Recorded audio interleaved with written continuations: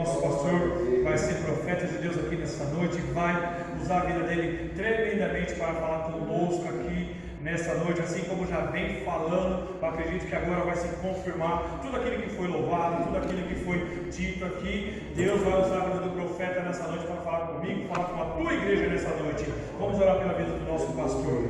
Amantíssimo Deus eterno Pai, em nome do Senhor Jesus Cristo, Pai, aqui está teu filho, o nosso pastor Tiago, Senhor. Vem usar, Senhor, da maneira que o Senhor sempre usa o teu servo, meu Deus, de uma maneira extraordinária, Senhor, para falar conosco aqui nessa noite, meu Pai.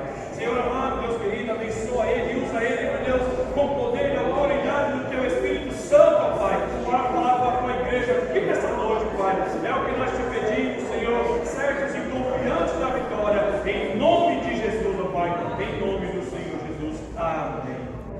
Aleluia. Glória a Deus. Queridos, vamos abrir a palavra de Deus. Primeiro livro dos Reis de Israel, capítulo 19. Primeiro livro dos Reis, capítulo 19, versículo 19.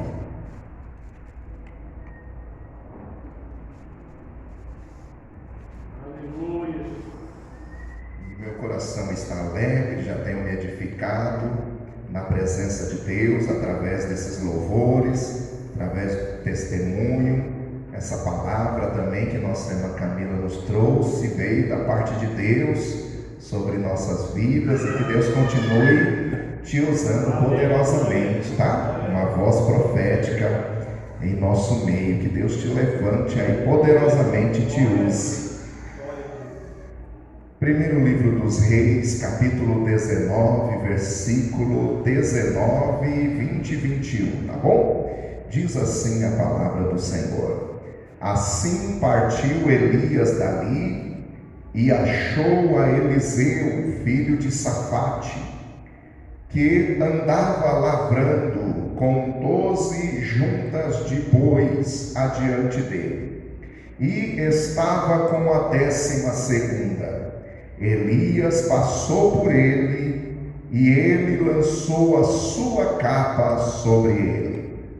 Então deixou Eliseu os bois, correu após Elias e disse: Deixa-me beijar a meu pai e minha mãe, e então te seguirei. Respondeu-lhe Elias: Vai, volta, o que te fiz eu?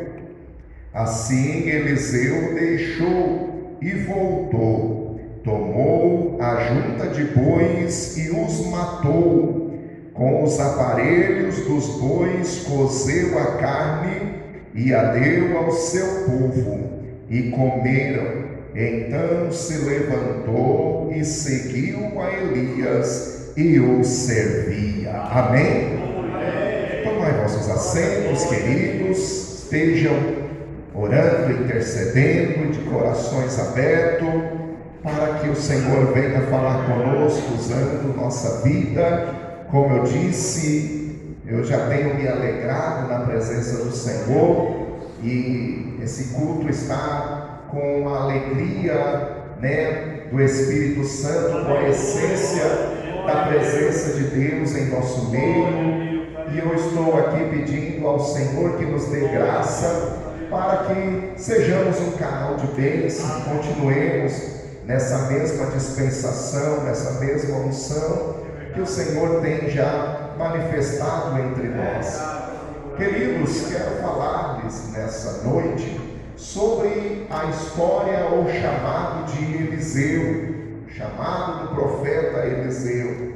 É claro que fica difícil de falarmos de Eliseu sem falarmos de Elias. Então eu vou falar do contexto histórico, sobre a história, como eles viviam, e as promessas que Deus fez e o plano que Deus fez na vida deste grande profeta, que tornou-se uma referência para todos nós. Queridos, quando nós olhamos para a palavra de Deus, nós entendemos aqui que em meados ali do ano 874 a.C., ali nas 10 cidades do Reino Norte, cuja capital era Samaria, o povo estava vivendo um tempo de muita dificuldade. Havia ali uma crise espiritual, uma crise política e uma crise econômica que havia se instaurado no meio daquele povo. Os irmãos conhecem a história, aonde o texto diz que Acabe era ali naquele momento o rei de Israel, ou o rei daquelas 10 tribos do Reino Norte, cuja capital era Samaria. E foi o momento em que ele se desviou da presença de Deus e trazendo para o reino Jezabel, que era uma sacerdotisa dos Sidônios. E quando Jezabel ela veio para Israel, ela trouxe consigo as suas crenças, ela trouxe consigo seus deuses, e eles começaram a institucionalizar o culto a Baal nas terras de Israel.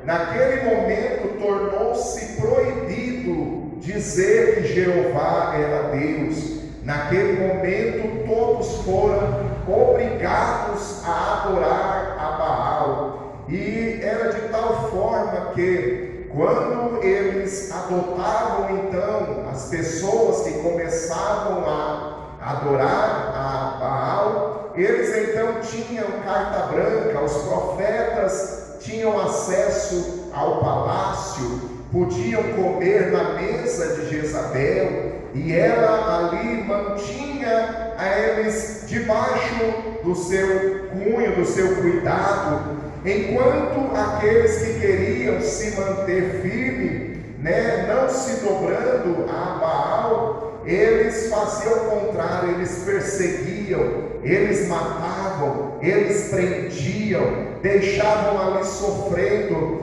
E naquele tempo eles viviam da agricultura, e Baal era uma divindade que, segundo eles criam, era o Deus da fertilidade, era o Deus que fazia com que a plantação prosperasse. Então, quando alguém não adorava a Baal naquele tempo, eles colocavam um medo sobre aquela pessoa, dizendo: se você não adorar a Baal, a sua plantação não vai ser boa, a sua colheita não vai ser grande, não vai haver prosperidade na sua vida, na sua casa. Então as pessoas por todos os lados tinham medo. Então, debaixo daquela pressão que eles estavam vivenciando, eles então começavam a adorar a Baal, crendo que Baal era quem mandava a chuva, Baal quem mandava a prosperidade para eles. E ali agora o culto tornou-se institucionalizado, e aquela crise espiritual que houve, ela foi a causa também de todas as demais crises, seja a crise política, seja a crise econômica. Naquele momento de muita dificuldade, aonde o povo pensava que era Baal que estava dando para eles tudo o que eles precisavam, tudo o que eles iam colher. E foi nesse momento que o Senhor levantou o profeta Elias. Foi nesse momento que o Senhor levantou o profeta Elias, e Elias aparece com uma voz profética, dizendo: olha, assim diz o Senhor, segundo a minha palavra, não vai mais chover sobre Israel. Ele estava dizendo: já que vocês estão dizendo que Baal que manda chuva, que Baal que traz prosperidade, então a partir de agora, segundo a minha palavra, não vai mais chover sobre Israel. E a Bíblia fala lá em Tiago capítulo 5, que durante 3 anos e meio não caiu nenhuma gota de água. Os céus se fecharam, e o povo agora tinha que reconhecer que quem mandava a chuva, quem manda na chuva, quem manda no céu, quem manda na terra, quem manda na plantação, quem prospera,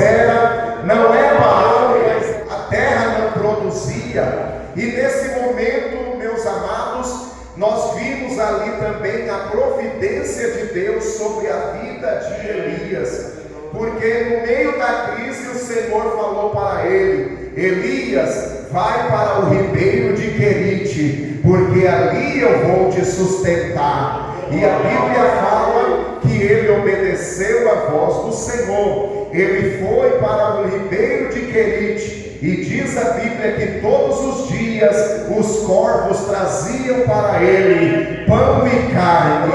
Era o Senhor sustentando o profeta no meio da crise, no meio do caos.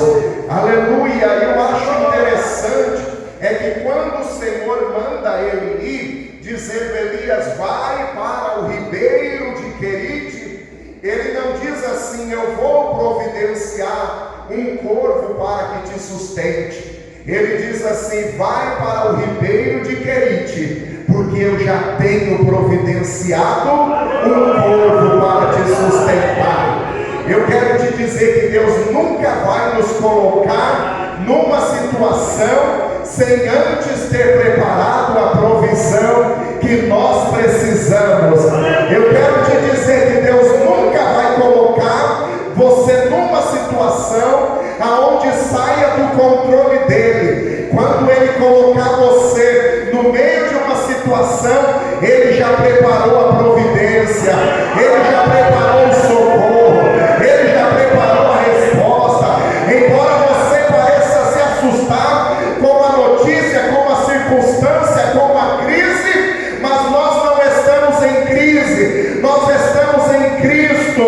Nós não vivemos de previsão, nós vivemos de provisão.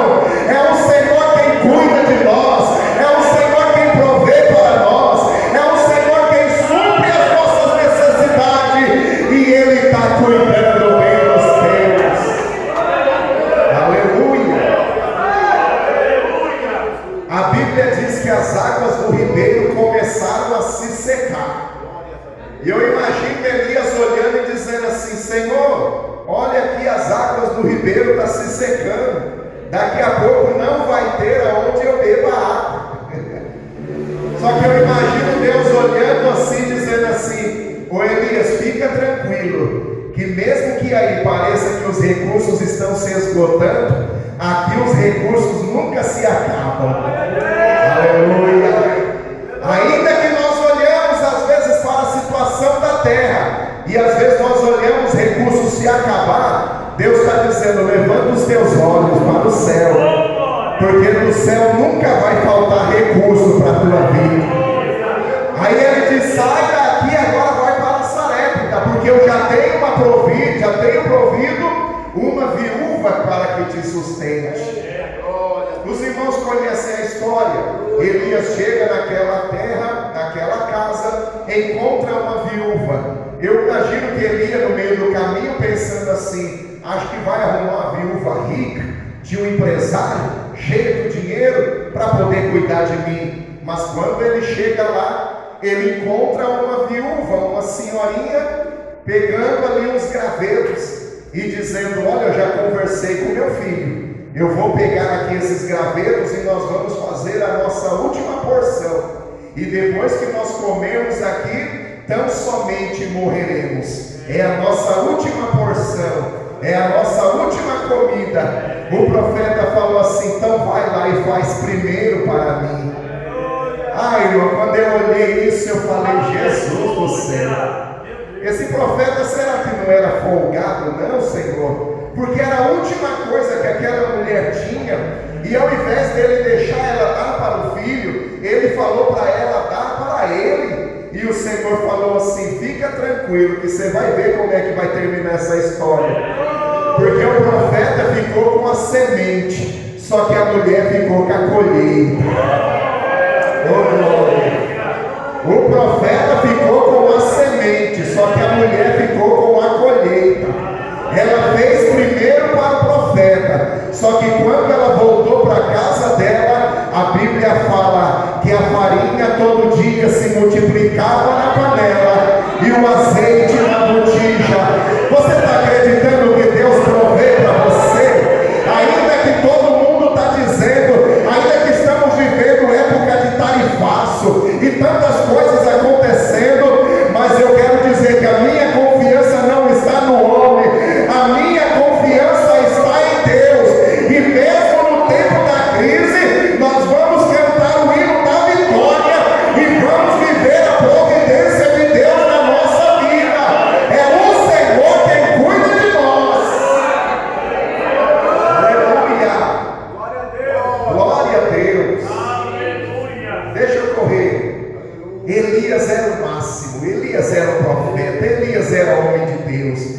aonde ele chegava tinha a intervenção de Deus. Aonde ele chegava, o céu chegava com ele.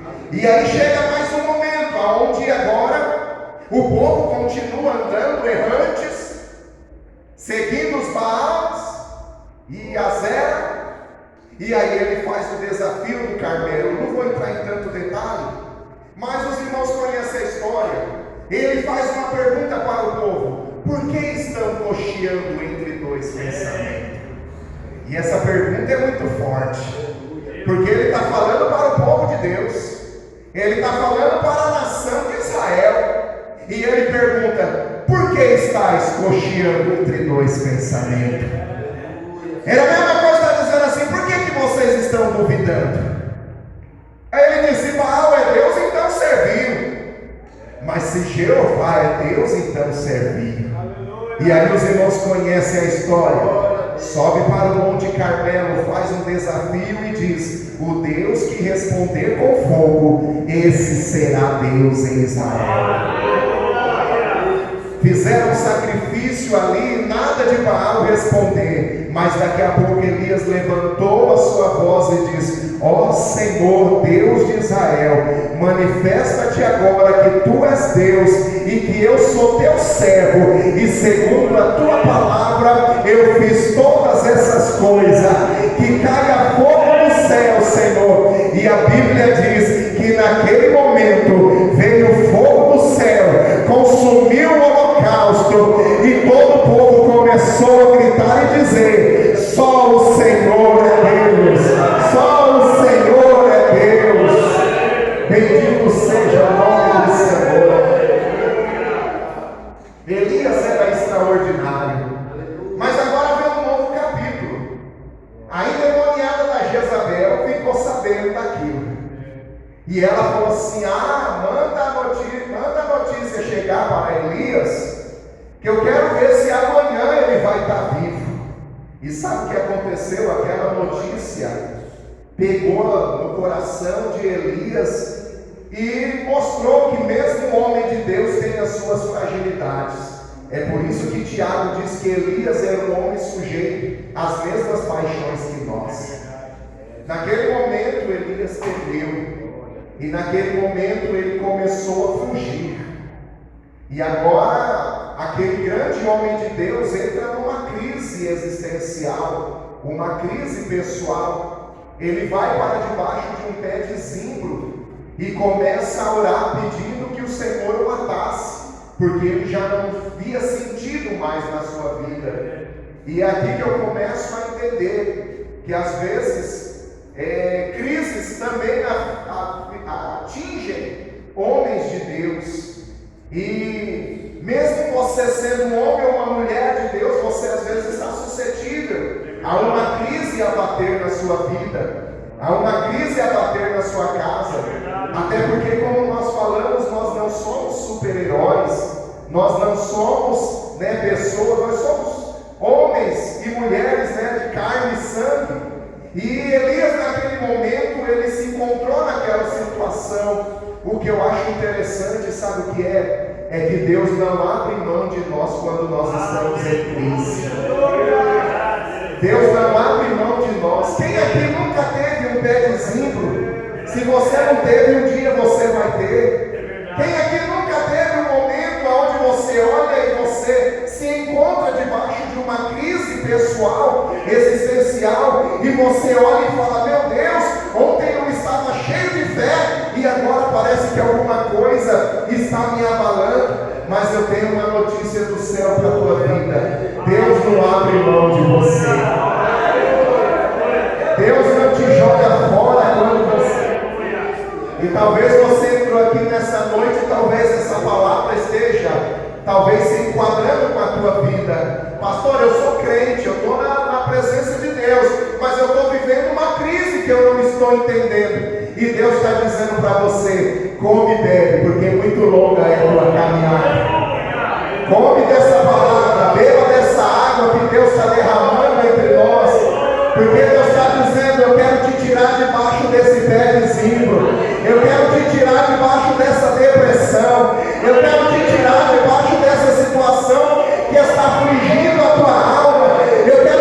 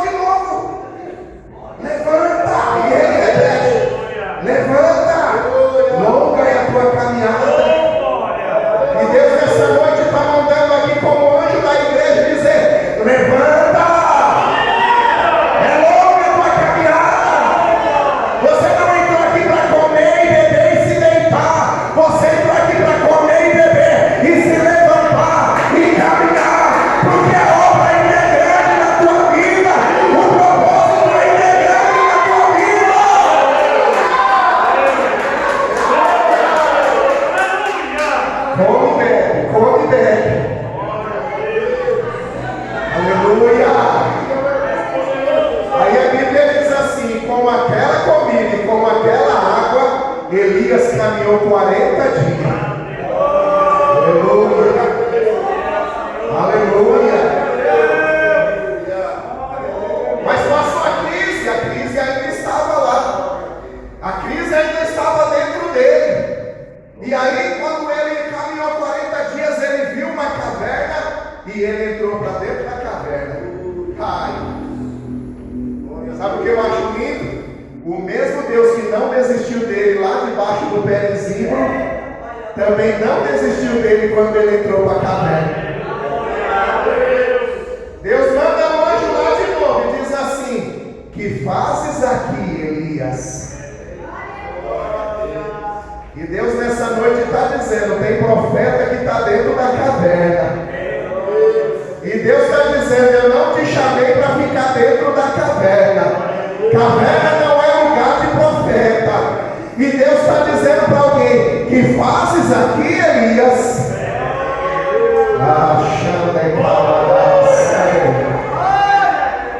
Que fazes aqui, Elias? Deus está dizendo para o profeta: ei, volta a abrir tua boca, volta a pregar, volta a louvar, volta a adorar. Nós sai dessa caverna. Não é dentro dessa caverna que eu te quero. Não é dentro dessa caverna que eu te quero. Levanta, abre a tua boca, deixa Deus te usar. Deus conta contigo, profeta. Deus conta contigo, varão. Deus conta contigo, varão. Sai de dentro da caverna, porque o Deus que te chamou conta contigo.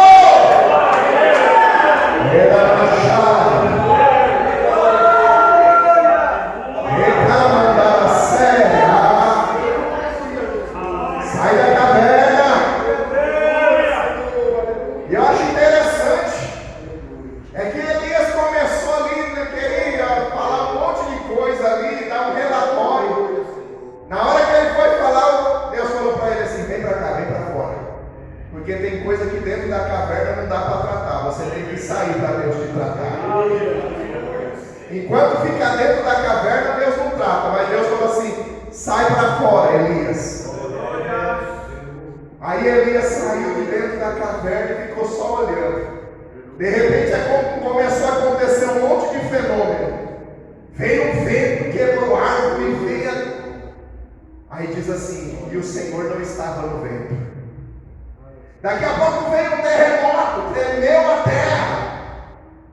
E o Senhor não estava no meio do terremoto. Daqui a pouco veio a coluna de fogo, desceu queimando tudo. E o Senhor não estava naquela coluna de fogo. E diz o texto: e de repente veio uma brisa suave. Glória a Deus. E no meio daquela brisa suave ouviu-se uma voz de novo: que fazes aqui, Elias? Eu acho lindo o nosso Deus. É que Ele sabe falar conosco do jeito que nós precisamos ouvir. E tem hora que a gente está meio rebelde. E quando a gente está meio rebelde, Deus fala conosco na veemência, como um vento, como um terremoto, como um fogo. Mas quando a gente está em crise, Ele sabe soprar como uma brisa suave e dizer assim: sai da caverna, conto contigo, sou teu Deus. Você não está sozinho, não. Está sentindo essa brisa bater na sua vida nessa noite? Está sentindo esse vento vindo assim calmo da parte de Deus e dizendo assim: ei, eu não te chamei para sofrer, para morrer aqui, não. Glória a Deus. Aleluia. Aleluia. Aleluia. Aí ele começou a trazer um caminhão de desculpa, de justificativa, e todas elas eram condizentes. Capítulo 19, versículo 10, ele fala três coisas importantes que aconteceram. Ele fala: Senhor, o teu povo deixou a tua aliança. Era verdade. Senhor, derrubaram os altares. E era verdade. Senhor, mataram os teus profetas. E todas aquelas justificativas, embora fossem verdades, mas não justificava a postura de Elias. Ele começa dizendo e dizendo e dizendo, aí daqui a pouco ele termina assim: e só eu fiquei. Aí o Senhor começou a mostrar para ele que ele não era verdade aquilo. Imagina Deus naquela conversa como uma brisa suave dizendo assim: ô Elias, e se eu te disser que você não está sozinho? E se eu te disser, Elias, que não tem só você? Aí ele, como é que é, Senhor? Tem outro leão dos profetas?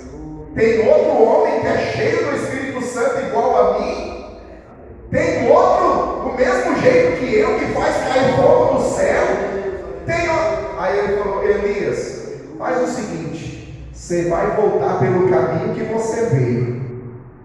E aí, Senhor, você vai fazer o seguinte: você vai ungir Eliseu como profeta no teu lugar. Senhor, quer dizer que tem outro? Tem outro. E tem uma coisa: ele vai ser profeta no teu lugar. Só para mostrar que eu não tenho só você para eu usar, Elias.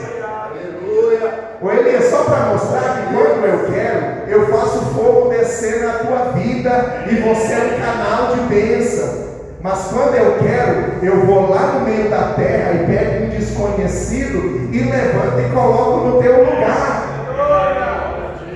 É mesmo, é.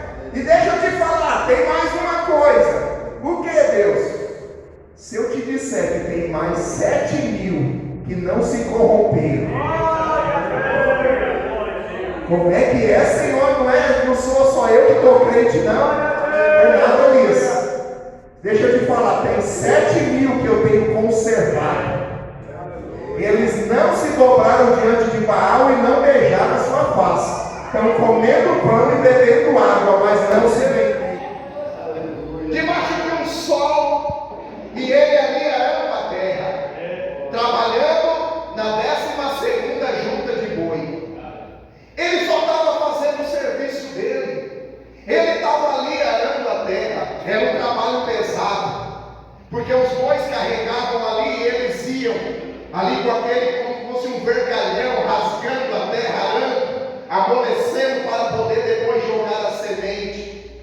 E ele trabalhando ali, tudo que ele sabia fazer era só mexer com o boi.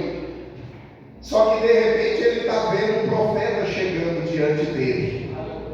E quando aquele profeta está chegando diante dele, ele entendia, porque o profeta representava a presença de Deus no meio do povo. Quando o termo profeta significa a boca de Deus. Quando o profeta falava, era Deus falando. Quando o profeta chegava, era Deus chegando. Quando o profeta estendia a mão, era Deus estendendo a mão. E naquele momento era o profeta chegando. E Eliseu está trabalhando. E diz o texto que nós lemos: e achou Eliseu. E Elias achou Eliseu. Deixa eu falar uma coisa: quando Deus tem promessa na vida de alguém, Deus encontra a pessoa onde ela estiver. Quando Deus tem uma promessa na vida de alguém, Deus vai atrás dele aonde ele estiver. Não precisa a pessoa se aparecer, não precisa a pessoa ligar para fulano de tal, para fazer um meio de campo. É Deus dizendo assim: quando eu quero, sou eu que faço lembrar do teu nome. Quando eu quero, sou eu que sopro o teu nome. Sou eu que faço as pessoas lembrarem-se de você. Você não precisa ficar pedindo para ninguém. Eliseu está só trabalhando, arando a terra. E Deus está visitando Elias e dizendo: você vai ungir um homem por nome de Eliseu como profeta no teu lugar. Oh, glória, Deus está dizendo: apenas fica na posição, apenas fique cumprindo aquilo que Deus te chamou para fazer, porque quando chegar a hora certa, Deus chama o teu nome. Quando chega a hora certa, Deus faz alguém lembrar de você. Deus leva alguém na tua casa. Deus sabe o teu endereço.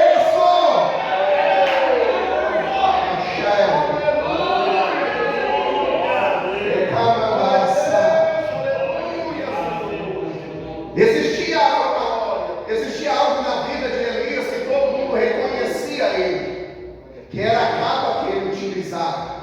E quando ele vinha usando aquela capa, representava unção, autoridade, era que demonstrava a ele aquela característica daquela capa.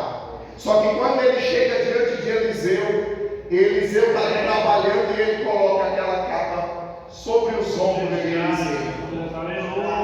Eliseu estava entendendo o que era agora.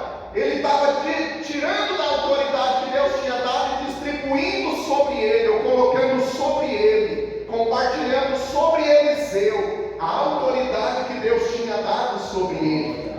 Ele entendia que aquilo representava um chamado. Ele entendia que aquilo representava um tempo de Deus, um ciclo de Deus, um momento de Deus. E eu estou pregando e Deus está dizendo: eu tenho ciclos que começam e eu tenho ciclos que se fecham.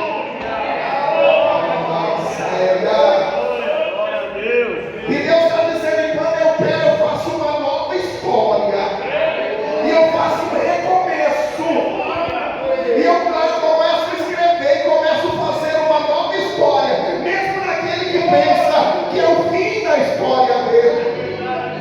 Aleluia. Quando Elias viu, irmão, quando Eliseu viu aquela capa estava sobre ele, e ele entendeu que era o tempo de Deus, ele entendeu que era o propósito de Deus, ele entendeu que era o chamado de Deus, que Deus não queria mais ele trabalhando com boi, mas queria ele na obra, queria ele no ministério, queria ele agora trabalhando na unção profética.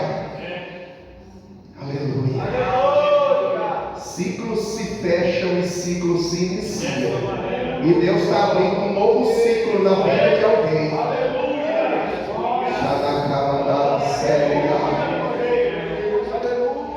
E a gente vai ficar só na dispensação, porque é alguém que vai nos procurar. Não é a gente que vai sair por aí oferecendo carteirinha, oferecendo porque Deus não te chamou para isso. Você não foi chamado para ficar lambendo porta dos outros por aí, não. Deus te chamou foi para você se prostrar diante do Cordeiro de Deus, e é o Senhor quem vai te revelar.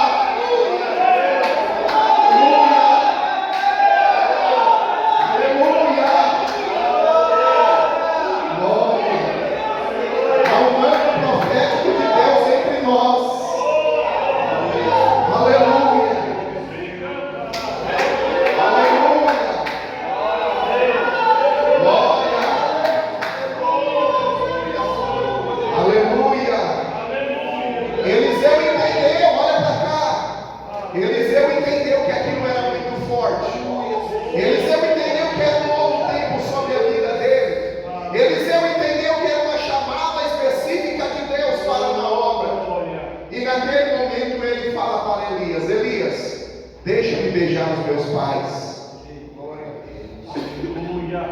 E Elias falou: que tenho eu contigo? Vai. Ele vai, beija os pais. E agora ele pega aqueles bois que ele trabalhava. E a Bíblia fala que ele matou os bois. Repete comigo assim: matou os bois. Ele matou os bois. Ele pegou os aparelhos ou os carros, e agora pegou aquela madeira, colocou fogo, colocou os bois em cima, fez um churrasco, deu daquela carne para todo mundo e falou assim: a partir de agora, minha vida não é mais junto com o boi, minha vida agora é com a capa. E a minha vida agora é no ministério profético. E aí ele nos ensina uma coisa: que todo aquele que é chamado por Deus tem que ter uma vida de renúncia. Todo aquele que é chamado de Deus precisa renunciar. Vou falar numa forma espiritual, e eu sei que você é um crente espiritual e vai entender. Tem que deixar os bois para viver o propósito. Sabe o que são os bois? Os bois são aquelas circunstâncias que nos tiram do propósito. Os bois são aquelas circunstâncias, aquelas coisinhas que nos afastam das E às vezes as pessoas não vivem o propósito de Deus porque está apegado aos bois, está apegado às coisas. Eliseu, ele não guardou os bois e disse assim: vou deixar aqui, se não der certo o ministério profético, eu volto porque eu sei que os boizinhos estão guardados. Ele matou os bois. Matar os bois significa renunciar, significa, sabe, abrir mão, dizer: a partir de agora minha vida não tem mais compromisso com isso não faz mais parte da minha vida. Aleluia!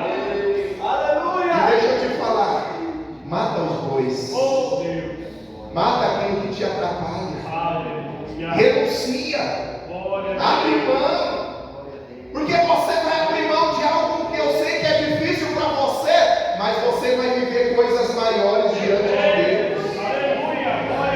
Tem coisas às vezes na nossa vida que a gente precisa abrir mão para podermos viver aquilo que Deus tem para nós.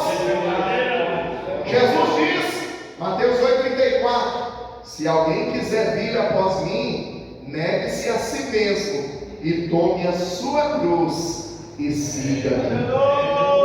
Aí alguém está dizendo assim: estava ficando bom, agora estreitou, né?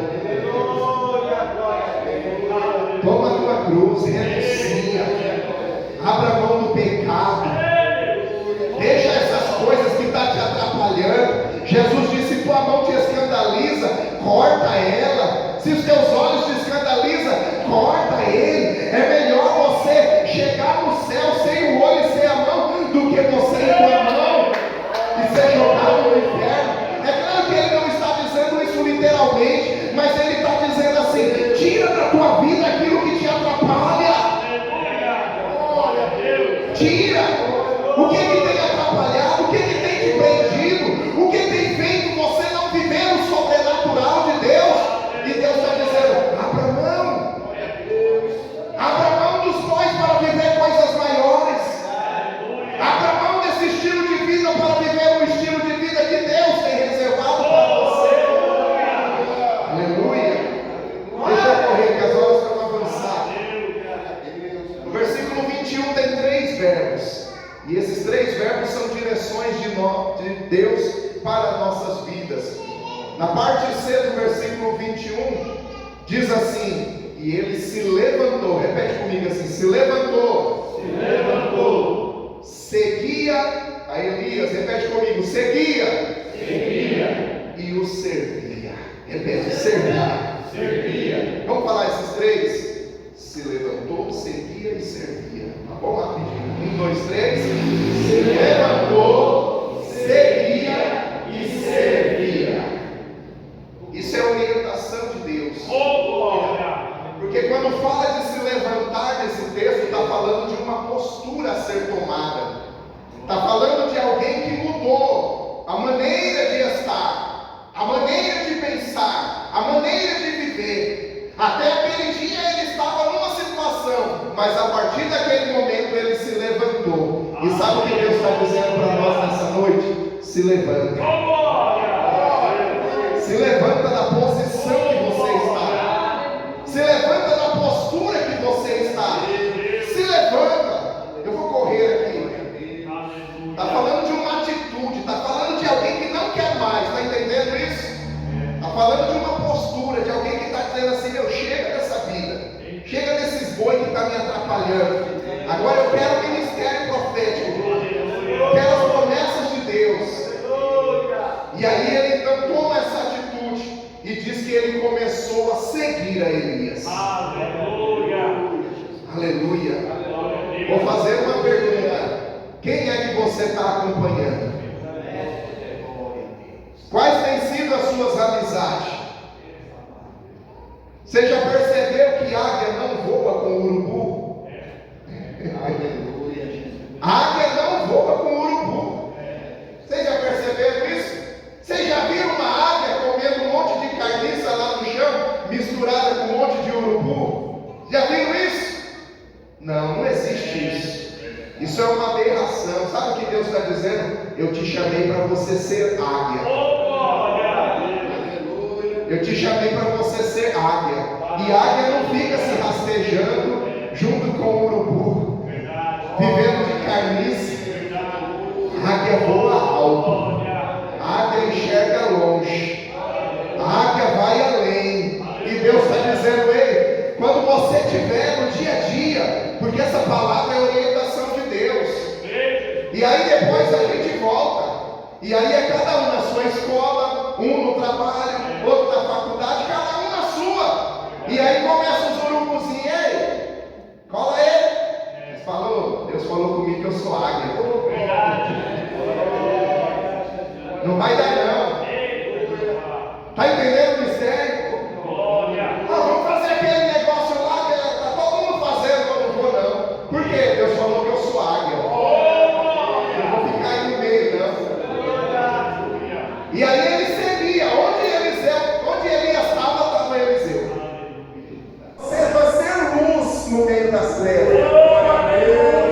Mas por que você fala desse jeito? Porque eu sou diferente mesmo. É que você não vê, mas sobre meus ombros tem uma capa, tem um manto. Tem uma coisa que vem da parte de Deus. Eu não consigo falar que nem vocês. Eu não consigo agir que nem vocês. Eu não sou que nem vocês. Aleluia. Quem está entendendo o mistério de Deus? Aí Elias, só Eliseu só do lado de Elias. Aí Elias falava assim, Eliseu, fica aqui que eu vou ali para o Jordão. Não, eu vou ficar do seu lado. Onde você for, eu vou. Fica aqui que eu vou lá para Jericó. Não, eu vou lá para Jericó. Agora fica aqui que eu vou lá para Betel. Não, onde é que você vai? Eu vou para Betel, então eu vou para Betel. Por quê? Aí cada hora que ele ia, tinha os filhos dos profetas. Os filhos dos profetas era o povo que vivia na escola dos profetas. Eles estavam se preparando para ser os novos profetas. Que eles pensavam que quanto mais eles se preparavam da terra, mais eles iriam conseguir alcançar. E aí eles estão vendo Eliseu olhando e falando assim, quem é esse que quer tomar nosso lugar? Quem é esse aí que agora apareceu e está aí? E aí cada hora eles falavam assim, ô Eliseu, você ouviu falar que Elias vai ser tomado no redemoinho? Aí Eliseu falava assim, sim, calai-vos. Sabe o que ele estava querendo? Tirar Eliseu do foco. Quando você sabe que Deus tem um propósito na tua vida, vai aparecer muitos desses para querer te tirar do foco. E posso ser sincero, às vezes eles vão estar lá fora, mas às vezes eles vão estar também dentro. Vai ter alguém para dizer assim, nossa, aquele lá está querendo se amostrar. E não é que ele quer se amostrar, ele está querendo crescer em intimidade. Não é que quer se amostrar, mas para que aquele lá está orando tanto? Eu lembro quando eu estava na casa dos meus pais ainda, quando eu era solteiro, e meu pai falava assim, para que esse menino fica tanto com essa Bíblia? Para que esse menino passa essa madrugada toda lendo essa Bíblia? E ele era enjoado e falava assim, eu vou mandar a conta de luz para o pastor pagar. Diante de Deus. E ele fala, para que esse menino quer ficar tanto com essa Bíblia? Quer só ficar com Bíblia? Porque eu enxergava o que Deus tinha para a minha vida. Eu sabia que eu tinha que me preparar. Eu tinha que passar madrugadas em oração. E não é uma coisa só do passado, é uma coisa que faz parte da vida ainda hoje. Precisamos estar com o que nós temos nos alimentado. E ele falava, vai caminhando, e conforme ele ia caminhando, ele ia crescendo em intimidade. E quando ele ia crescendo em intimidade, ele começou a viver novas experiências. Vamos repetir isso aqui? Crescendo em intimidade. Todo mundo vai ficar bonitinho assim, sabe? Crescendo em intimidade. E vivendo novas experiências. O nível das suas experiências vai ser o reflexo da sua intimidade com Deus. Quanto tempo você tira para Deus? Quanto tempo você tira para o teu instrumento? Quanto tempo você tira de leitura bíblica? Quanto tempo você se dedica naquilo que você faz? Tudo isso vai refletir. Tudo isso vai ser um reflexo.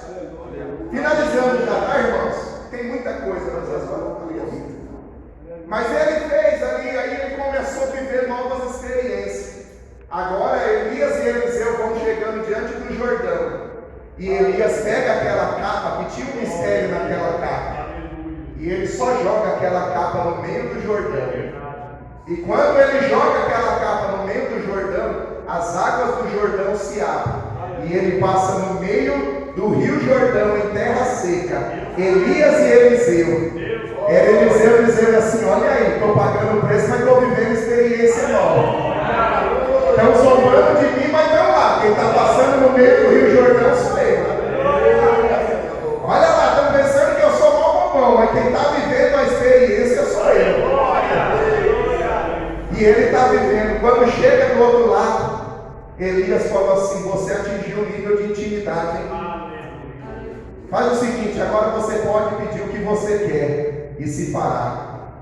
Aí ele falou: pode pedir? Irmão, tem um nível, tem um momento que você chega na oração, que você entende que o céu se abre e você sabe que você pode pedir aquilo que está no desejo do teu coração, e o Senhor vai conceder. Não é para todos, é para quem atinge o nível de intimidade. E aí ele falou: pode pedir. Aí ele falou: deixa eu ver o que eu quero. Deixa eu ver o que eu quero. Aí ele falou: já sei. Eu quero a porção dobrada do Espírito que está sobre ti. Irmãos, nós estamos falando de um dos maiores profetas daquele tempo. Nós estamos falando de uma das maiores referências, que era o profeta Elias. Aí Eliseu teve a ousadia de olhar para ele e dizer assim: eu até admiro você, mas deixa eu te falar, eu quero ser mais usado do que você. Eu sei que você é uma bênção, mas tem uma coisa: eu sei que assim como Deus te usa, Deus pode me usar também. Eu quero a porção dobrada do Espírito que está sobre ti. Sabe o que significava a porção dobrada? A herança do primogênito. Ele estava dizendo espiritualmente: Elias, você é o meu pai espiritual. Eu abri mão, eu beijei os meus pais e deixei eles lá. Mas agora eu entendo que espiritualmente você é o meu pai. E eu quero a porção dobrada. Eu quero a minha parte da herança. Aleluia.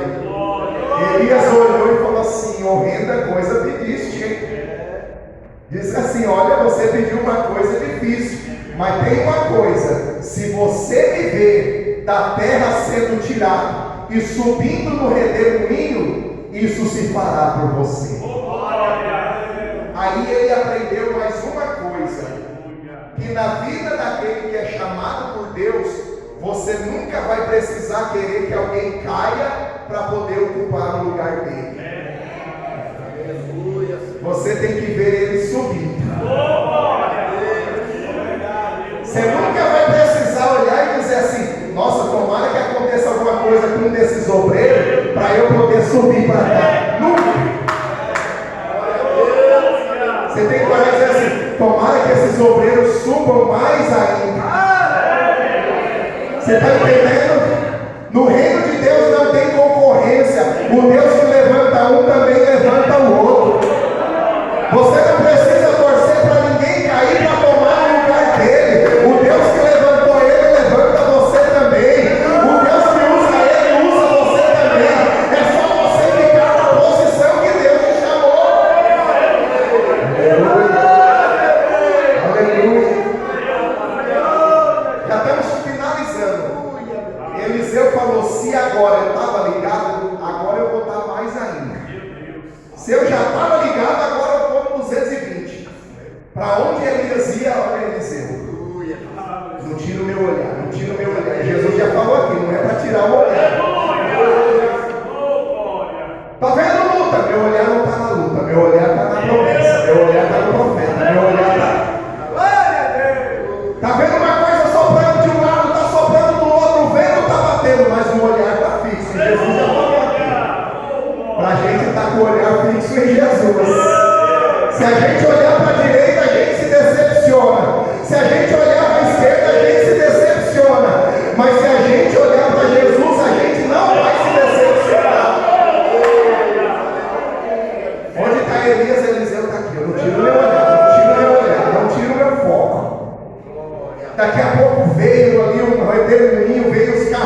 fogo separou Elias e Eliseu, um redemoinho veio e subiu Elias. E ele ficou olhando. Elias, cadê? Não senti nada, pensei que havia um negócio. Só que quando ele olhou para o lado, no chão, a capa de Elias tinha caído e estava no chão. Quando ele entendeu aquilo, ele entendeu que era a resposta de Deus. Aleluia. E sabe o que? Tem que querer, tem que buscar. Quando ninguém vê, quando ninguém aplaude, quando não tem ninguém filmando, quando ninguém sabe estar lá para te elogiar, é nessa hora que você está crescendo diante de Deus. É nessa hora que você está mostrando para Deus que o teu propósito é firme. É nas madrugadas, é no seu tempo, é na hora do almoço. Quando ninguém está vendo, você está dentro de uma sala fria, clamando, dizendo: Deus, eu preciso da tua graça. Aleluia. Ele se ajoelha, pega aquela capa e coloca sobre os seus ombros. Aleluia. E agora ele caminha para o Rio Jordão, finalizando. Ele pega aquela capa e diz assim: aonde está o Deus de Elias? E joga a capa no Rio Jordão.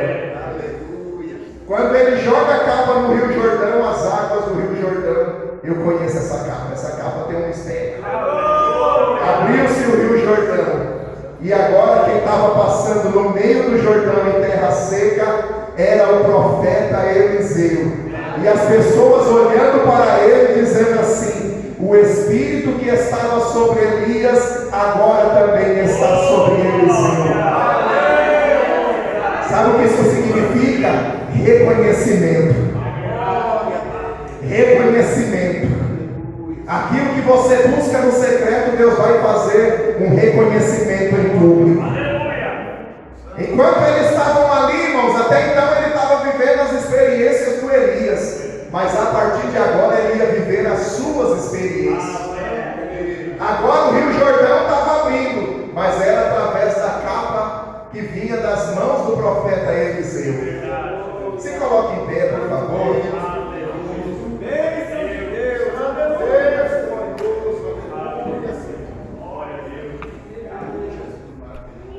As horas já se foram, mas sabe quantos milagres Deus realizou através da vida de Elias? Aproximadamente 7 milagres. Não vai dar tempo de falarmos sobre eles. Agora, sabe quantos milagres Deus fez através da vida de Eliseu? 14 milagres. Quem é que sabe fazer a continha? Ele pediu a porção dobrada. Eliseu foi tão usado por Deus, irmãos, que mesmo depois de morto, é o que, pastor? Mesmo depois de morto, a Bíblia fala que enterraram Eliseu lá numa cova e deixaram a cova aberta.